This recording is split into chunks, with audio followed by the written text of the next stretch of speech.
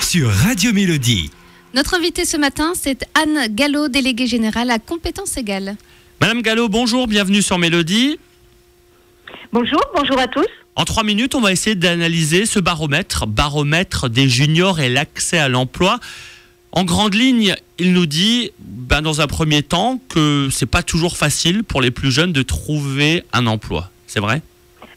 Alors, ce qui est sûr, c'est que, alors déjà pour commencer, peut-être vous donner un chiffre qui va éclairer ce que nous disent les juniors. Selon l'INSEE, le taux de chômage des jeunes est de 23%. Donc effectivement, c'est alarmant et les juniors en sont complètement conscients parce qu'ils nous disent que leur première difficulté, selon eux, pour trouver un emploi, c'est leur manque d'expérience. Ça, c'est un élément capital et effectivement, il y a une prise de conscience qui est totale et qu'effectivement, la difficulté pour trouver un emploi pour un junior, c'est de justifier d'une expérience. Raison pour laquelle il est très important de valoriser, et ça aussi, ils en sont conscients puisqu'ils nous le disent au travers de ce baromètre, c'est d'optimiser un maximum de stages dans le cadre de leurs études, de stages, de jobs d'été, etc., etc. Donc vraiment, il faut optimiser un maximum de contacts avec l'entreprise et le travail pour pouvoir justement le jour où nos juniors sont sur le marché du travail, pour pouvoir justement valoriser ce peu d'expérience, mais qui reste quand même une expérience intéressante, pour pouvoir la valoriser et pour pouvoir rentrer dans les processus de recrutement. On apprend dans le baromètre qu'ils sont flexibles, ça c'est plus du tout à prouver, mais moi ce que j'aimerais savoir, c'est quel type d'entreprise recherchent les juniors, dans quoi ils ont envie de travailler aujourd'hui. Alors, ce qui est intéressant, et globalement, on a plutôt une tendance à imaginer que les juniors seraient plus à l'aise dans des grandes structures, dans des grands groupes, qui peuvent leur offrir un accompagnement, etc. Mais en fait, eux, ils répondent que, indifféremment, ils vont préférer s'adresser à un grand groupe ou à une PME. Donc vraiment, ça, c'est intéressant parce que dans les préjugés que l'on a tous en majorité, on va dire, c'est de penser que les juniors sont plus à l'aise dans des grands groupes. Et ça, c'est intéressant de se rendre compte qu'eux disent, non, en fait, je préfère un grand groupe et de manière indifférente. J'aimerais aussi travailler dans une PME.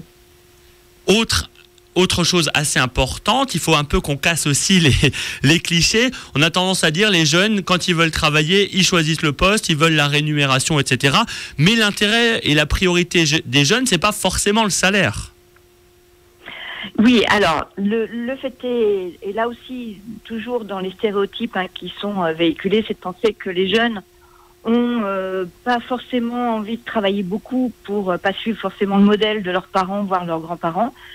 Et en fait, ils nous répondent que, et ça c'est une évolution puisque c'est un baromètre, donc on a sur plusieurs années une visibilité, on a une évolution sur le fait qu'ils privilégient pas forcément l'équilibre vie privée, vie professionnelle, qu'ils sont prêts à faire des concessions et que l'intérêt du poste et de la mission passe avant tout. C'est-à-dire que la rémunération, elle arrive seulement en 3e position. Donc c'est quand même intéressant de se rendre compte de ça, c'est que l'intérêt du poste va primer, l'évolution de la carrière, donc l'idée de s'inscrire dans l'avenir est aussi un élément important. Et pour s'inscrire dans l'avenir, ils nous disent en toute logique qu'ils vont avoir une attente particulière auprès de leurs managers et employeurs, de les accompagner, donc de les faire grandir en compétences, pour justement s'inscrire dans l'avenir dans un déroulé de carrière qui soit à la hauteur de leurs envies.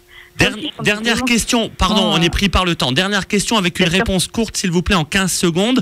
Pour les chefs d'entreprise qui sont en train de nous écouter, ça serait quoi le premier atout des juniors? Pourquoi aujourd'hui faire confiance à la jeunesse et leur proposer un poste dans l'entreprise? Alors c'est que du bonheur pour les managers d'avoir un public qui vous dit l'intérêt du poste qui prime avant tout, mon équilibre vie privée, vie professionnelle, c'est important mais ça passe pas avant tout, et l'envie d'apprendre et de progresser. Ça vraiment pour un manager c'est l'idéal, on va dire, sur ces trois côtés-là. Et un élément aussi, c'est que 97%, quasiment 100% disent que leur atout premier, c'est leur motivation. Très bien, c'est ce que je voulais entendre. Merci beaucoup Anne Gallo, déléguée générale à compétences égales. Merci pour ce baromètre junior et accès à l'emploi. On vous souhaite une belle journée. Merci, à très bientôt. Sur Radio Mélodie. Notre invitée ce matin, c'est Anne Gallo, déléguée générale à compétences égales. Madame Gallo, bonjour, bienvenue sur Mélodie. Bonjour à tous. En 3 minutes, on va essayer d'analyser ce baromètre des juniors et l'accès à l'emploi. En grande ligne, il nous dit, dans un premier temps, que c'est pas toujours facile pour les plus jeunes de trouver un emploi. C'est vrai ? Alors, ce qui est sûr, c'est que, alors déjà pour commencer, peut-être vous donner un chiffre qui va éclairer ce que nous disent les juniors. Selon l'INSEE, le taux de chômage des jeunes est de 23%. Donc effectivement, c'est alarmant et les juniors en sont complètement conscients parce qu'ils nous disent que leur première difficulté, selon eux, pour trouver un emploi, c'est leur manque d'expérience. Ça, c'est un élément capital et effectivement, il y a une prise de conscience qui est totale et qu'effectivement, la difficulté pour trouver un emploi pour un junior, c'est de justifier d'une expérience. Raison pour laquelle il est très important de valoriser, et ça aussi, ils en sont conscients puisqu'ils nous le disent au travers de ce baromètre, c'est d'optimiser un maximum de stages dans le cadre de leurs études, de stages, de jobs d'été, etc., etc. Donc vraiment, il faut optimiser un maximum de contacts avec l'entreprise et le travail pour pouvoir justement le jour où nos juniors sont sur le marché du travail, pour pouvoir justement valoriser ce peu d'expérience, mais qui reste quand même une expérience intéressante, pour pouvoir la valoriser et pour pouvoir rentrer dans les processus de recrutement. On apprend dans le baromètre qu'ils sont flexibles, ça c'est plus du tout à prouver, mais moi ce que j'aimerais savoir, c'est quel type d'entreprise recherchent les juniors, dans quoi ils ont envie de travailler aujourd'hui.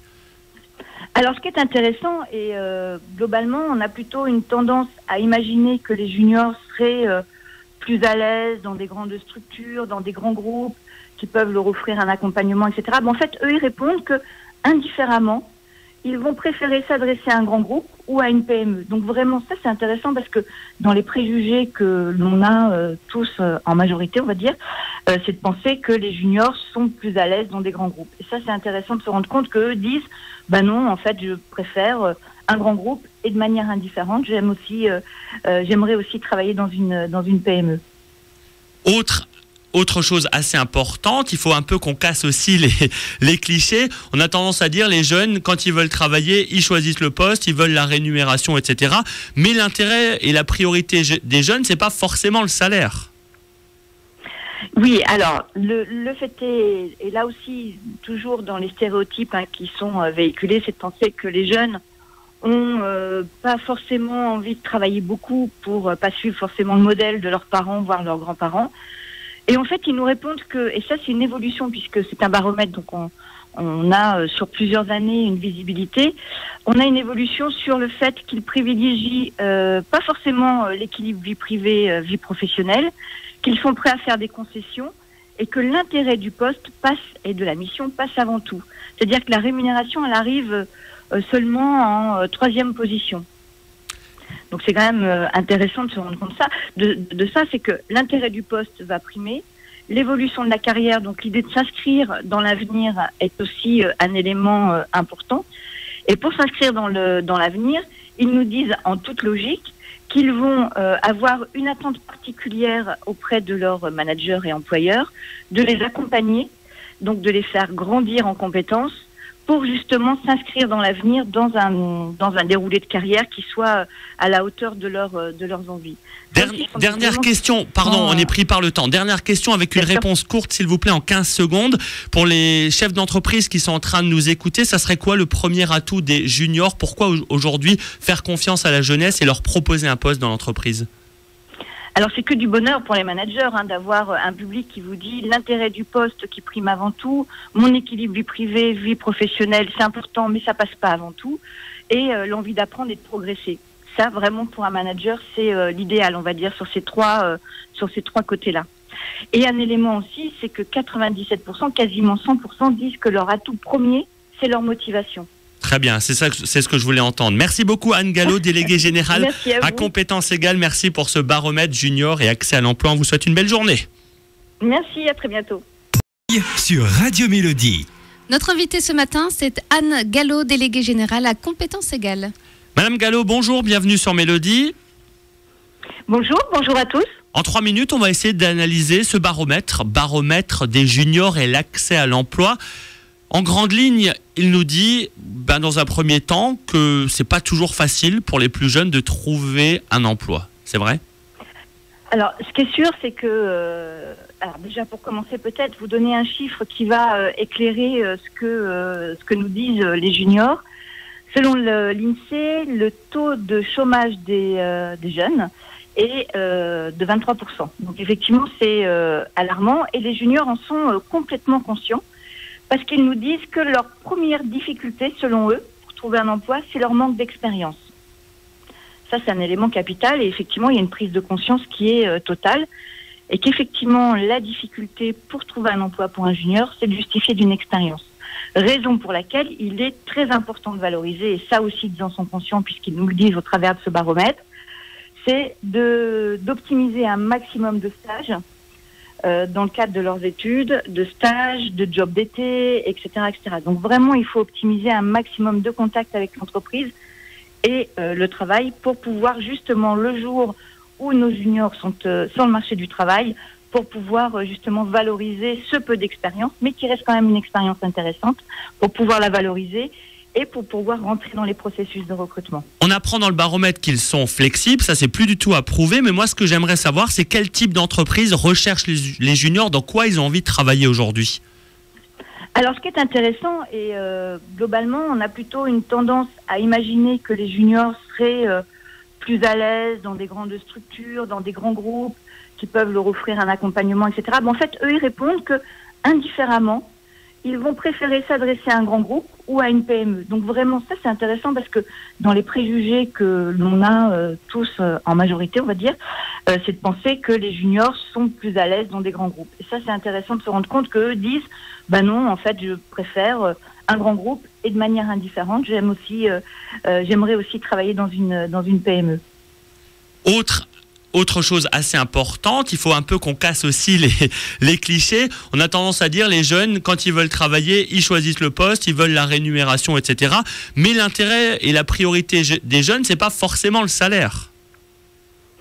Oui, alors le fait est, et là aussi, toujours dans les stéréotypes qui sont véhiculés, c'est de penser que les jeunes ont pas forcément envie de travailler beaucoup pour pas suivre forcément le modèle de leurs parents, voire leurs grands-parents. Et en fait, ils nous répondent que, et ça c'est une évolution puisque c'est un baromètre, donc on a sur plusieurs années une visibilité, on a une évolution sur le fait qu'ils privilégient pas forcément l'équilibre vie privée, vie professionnelle, qu'ils sont prêts à faire des concessions et que l'intérêt du poste et de la mission passe avant tout. C'est-à-dire que la rémunération, elle arrive seulement en troisième position. Donc c'est quand même intéressant de se rendre compte de ça, c'est que l'intérêt du poste va primer, l'évolution de la carrière, donc l'idée de s'inscrire dans l'avenir est aussi un élément important. Et pour s'inscrire dans l'avenir, ils nous disent en toute logique qu'ils vont avoir une attente particulière auprès de leurs managers et employeurs, de les accompagner, donc de les faire grandir en compétences, pour justement s'inscrire dans l'avenir dans un déroulé de carrière qui soit à la hauteur de leurs envies. Dernière question, pardon, on est pris par le temps. Dernière question avec une réponse courte, s'il vous plaît, en 15 secondes. Pour les chefs d'entreprise qui sont en train de nous écouter, ça serait quoi le premier atout des juniors? Pourquoi aujourd'hui faire confiance à la jeunesse et leur proposer un poste dans l'entreprise? Alors c'est que du bonheur pour les managers d'avoir un public qui vous dit l'intérêt du poste qui prime avant tout, mon équilibre vie privée, vie professionnelle, c'est important mais ça passe pas avant tout, et l'envie d'apprendre et de progresser. Ça vraiment pour un manager c'est l'idéal, on va dire, sur ces trois côtés-là. Et un élément aussi, c'est que 97%, quasiment 100% disent que leur atout premier, c'est leur motivation. Très bien, c'est ce que je voulais entendre. Merci beaucoup Anne Gallo, déléguée générale à compétences égales. Merci pour ce baromètre junior et accès à l'emploi. On vous souhaite une belle journée. Merci, à très bientôt.